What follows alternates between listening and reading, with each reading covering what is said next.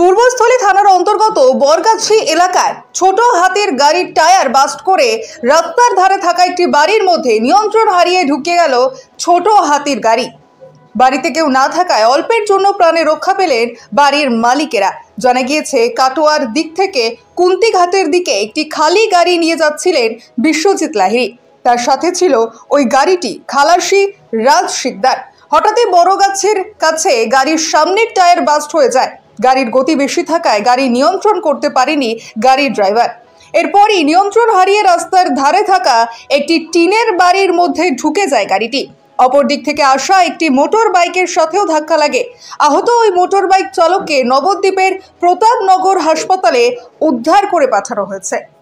হয়েছিল আমি তো এখানে ওই গাড়িতে ধাক্কা লেগে আমরা মাঠে কলা কাটছিলাম তখন গাড়িটা এসেছিল। হ্যাঁ, তখন গাড়িতে এসে ঘরের ভিতরে ঢুকে গেল ধাক্কা মেরে। গাড়ির স্পিড কেমন ছিল?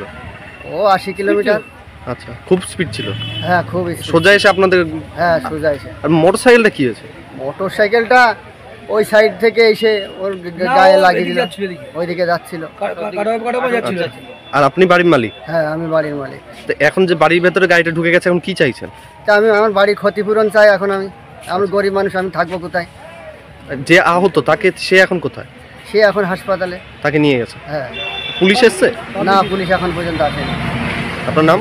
আমার নাম বিপুল মণ্ডল।